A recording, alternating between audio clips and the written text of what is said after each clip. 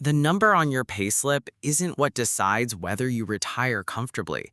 It's what you do with what's left over. And after spending time studying people who retired wealthy in Singapore and people who didn't, I noticed something strange.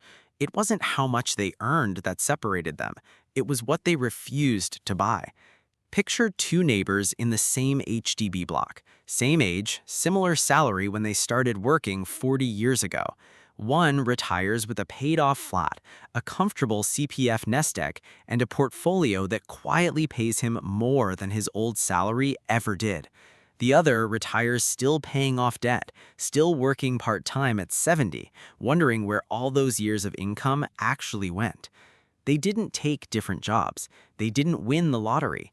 One of them just kept buying things that looked like wealth. The other one didn't. Here's the uncomfortable part. Most of what looks like financial success in Singapore is actually the opposite. New car, branded watch, the latest phone every year. These aren't signs of wealth. They're often the reason wealth never shows up. And the tricky part is, nobody warns you while it's happening. Each purchase feels small, reasonable, deserved even. It's only decades later, at the point where you're supposed to stop working, that the pattern becomes obvious, and by then, it's much harder to reverse. So today, we're going through 8 specific things wealthy retirees consistently avoid and everyday people consistently buy, often without even realizing it's costing them their future. Let's start with the obvious one, the car. A brand new car in Singapore isn't just expensive, it's a machine specifically designed to lose value. Between the COE, depreciation, insurance, and maintenance, a car can quietly consume the same amount of money that could have built a 6-figure investment portfolio over 20 years. Run the numbers and it's almost uncomfortable. A few $100s a month redirected instead into a simple portfolio compounding quietly in the background for 2 decades often outgrows the value of the car many times over. Wealthy retirees rarely brag about their cars. Many of them drove something modest for decades, sometimes the same car well past 10 years, precisely because they understood something most don't. A car is not an asset. It is a monthly bill that happens to have 4 wheels. Now here's where it gets interesting. The second thing wealthy retirees avoid isn't a product, it's a promise. The promise of guaranteed returns.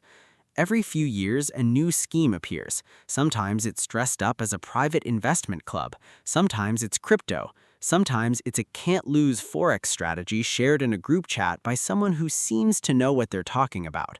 Poor and middle-income households are far more likely to chase these because the payoff feels urgent, and urgency clouds judgment. Wealthy retirees, on the other hand, tend to ask one simple question before investing a single dollar. If this really worked this well, why is a stranger explaining it to me for free?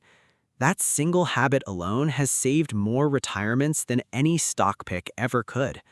Third, and this one surprises people, certain insurance products sold as investments. To be clear, insurance itself isn't the enemy. Protection matters. Every household needs some form of it. But there's a difference between insurance that protects your family and complicated whole life policies pitched as wealth-building tools, with returns that quietly underperform simple, low-cost investing over the same period, once you account for the fees buried inside.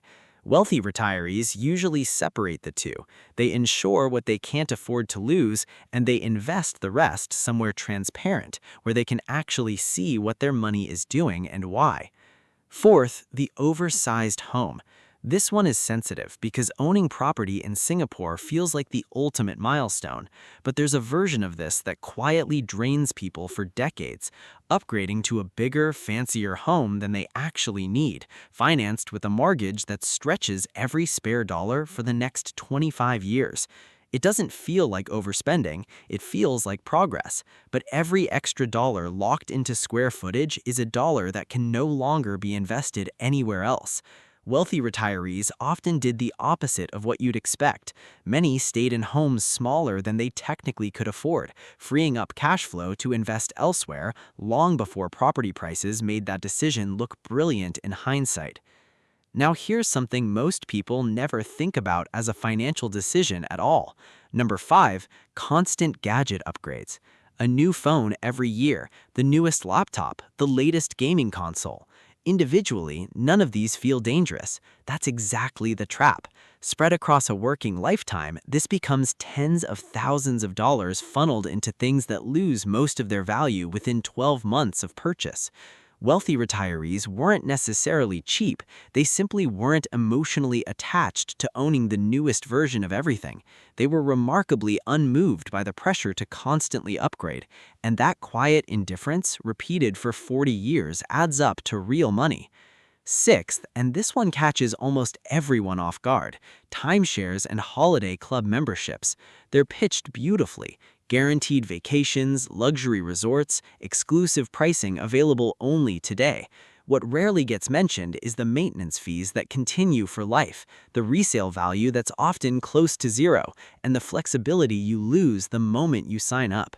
Wealthy retirees still travel, often more than most people expect. They just pay for the trip they actually want when they want it, instead of committing decades of their future income to a property they'll rarely use and can't easily exit. Seventh, complicated financial products they don't fully understand. Structured products, exotic funds, anything wrapped in enough jargon to sound impressive. If a financial product needs 20 minutes of explanation before you can describe what it actually does, that complexity often benefits the person selling it more than the person buying it.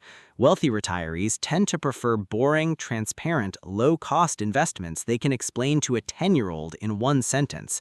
Boring, it turns out, compounds beautifully over 30 years, while excitement usually just compounds fees. And the eighth one might be the most important because it isn't even a product, it's a lifestyle upgrade every single income increases. A pay raise comes in and almost immediately spending rises to match it. Newer car, bigger flat, more frequent hawker center trips turn into more frequent fine dining. This is often called lifestyle inflation, and it's the quiet reason many high-income earners in Singapore retire with surprisingly little, despite decades of a comfortable salary. Wealthy retirees broke this pattern early, almost without even framing it as discipline. When their income grew, their investments grew with it first.